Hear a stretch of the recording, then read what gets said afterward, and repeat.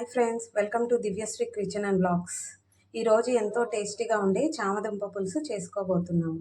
ముందుగా ఒక కుక్కర్లో ఒక 1/2 కిలో చామదుంపలు తీసుకోవాలి. ఇందులో చామదుంపలు మునిగేంతగా వాటర్ పోసుకోవాలి. ఇప్పుడు స్టవ్ ఆన్ చేసుకొని కుక్కర్ పెట్టి 3 విజిల్స్ వచ్చేదాకా ఉడికించుకోవాలి. ఒక బౌల్ తీసుకొని చింతపండు గుజ్జుకి కావాల్సినంత నిమ్మకాయ సైజ్ అంత చింతపండుని వేసుకొని వాటర్ పోసుకొని నానబెట్టుకోవాలి. ముందుగా ఇలా ఉడకపెట్టుకున్న చామదుంపల్ని ఇలా తొక్క తీసుకొని పెట్టుకోవాలి. చిన్నవైతే కట్ చేయాల్సిన అవసరం లేదు, పెద్దవైతే కట్ చేయాలి. స్టవ్ ఆన్ చేసుకొని గిన్నె పెట్టుకొని బాగా వేడెక్కాక చిన్నుల్లిపాయలు, ఎండుమిర్చి, పచ్చిపప్పు, ఆవాలు, జీలకర్ర వేసి బాగా వేయించాలి. తిరగమాత గింజలు బాగా ఎర్రగా వేగిపోవాలి. తిరగమాత గింజలు వేగాక 1 కప్పు ఉల్లిపాయలు వేయాలి. సన్నగా తరిగిన పచ్చిమిర్చి వేసుకోవాలి. ఇందులో 1 టేబుల్ స్పూన్ సాల్ట్ వేసుకోవాలి. కరివేపాకు వేసుకోవాలి. ఉల్లిపాయలు గోల్డెన్ కలర్ వచ్చే వరకు వేయించుకోవాలి. ఇప్పుడు ఇలా ఎర్రగా వేగిన తర్వాత 1 కప్ టమోటా ముక్కలు వేసుకున్నాం.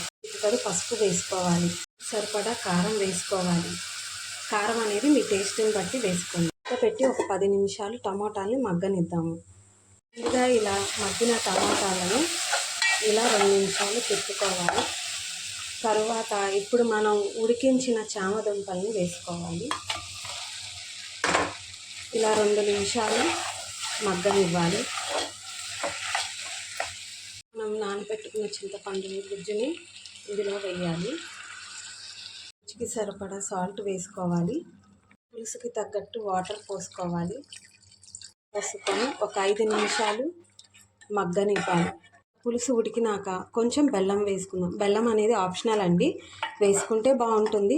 అది మీ ఇష్ట ప్రకారం, మీ ఇష్టాన్ని బట్టి వేసుకోండి. అంతా ఉడికి నూనె పైకి తేలి వచ్చినప్పుడు కొత్తిమీర వేసుకున్నాము.